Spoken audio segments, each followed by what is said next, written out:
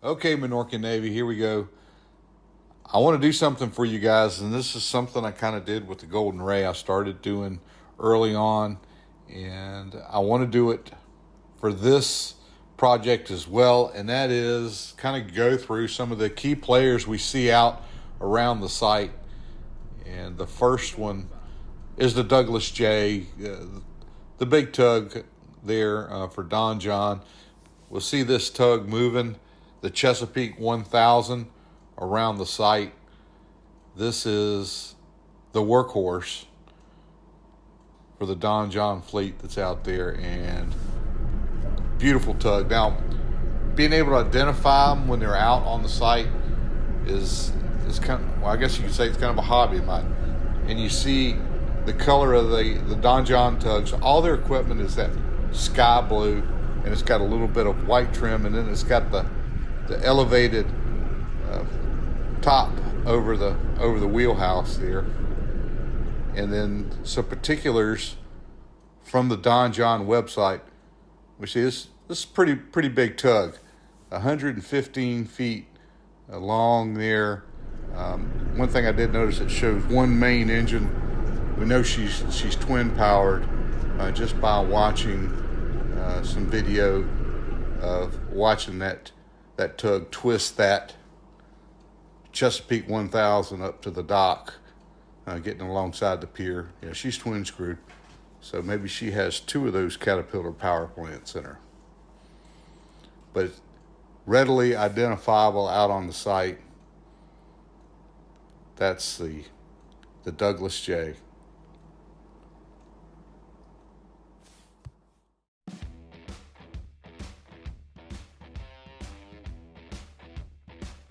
Up next is we have the Shannon Dan. She's out of Tampa, Florida with the Dan Towing Company. Very powerful tug, 2,400 horsepower as described with the Dan Towing website page. She's packing twin EMDs and very, very powerful tug. You're going to see this one out on site moving barges around as well, and some of the smaller derrick barges will see the Shannon on doing her thing. But 92 feet in length. She is well equipped for the job that she's doing here in Baltimore. Now, the Coast Guard has a very strong presence out at the site. You're going to see this vessel quite a bit. This is the Seahawk. She's an 87-foot-long coastal patrol boat. And this vessel is kind of the boss out there for the safety zone. If you got to get by or around or in the safety zone, you're talking to this boat. This is kind of the operations center on the water for that area, that 2,000-yard safety zone that they have around the site. And the Coast Guard is using her as kind of a base of operations. It does have the capability of launching a boat off the stern of it, one of the smaller response boats, and you will sometimes see boats alongside of her. But it's a boat that is capable of right at 30 miles an hour. She's described as having a speed of 25 knots, which for an 87-foot boat is moving along at a pretty good clip. These boats were built over in Louisiana, and they have a pretty big presence in the Coast Guard. Put some pictures here of when she was commissioned, all shiny and new. And this is a modern Coast Guard vessel.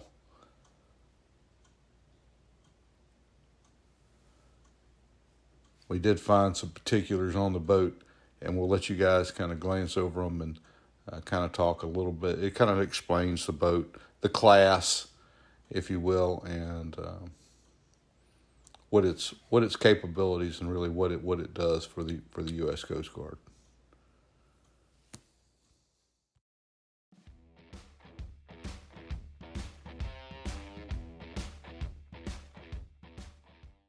Now I want to talk about what I think is the prettiest tugboat that is out on the project, and that is the Ezra Soul. This boat is owned by the Seaward Marine Corporation out of Norfolk. She is a triple screw boat powered by some really big Cummins engines, and you can kind of tell the boat because it has those bands of blue, and there's like 5 bands, and it really stands out across the water when you see her. She has a very tall presence. It's a big tug, big powerful tugboat, and we have seen this tug in a multitude of roles already around the site, moving big equipment into some very, very tight places as well. Good looking and powerful machine. The boat has an interesting history. It was built in 2002, and it has been through several owners through its life and been renamed several times. We did find this write-up from Tug Info on the web, and so we're going to share this with you. And it gives a pretty good breakdown. A lot of interesting information here. Thought you guys might enjoy seeing that. And this is the Ezra Soul.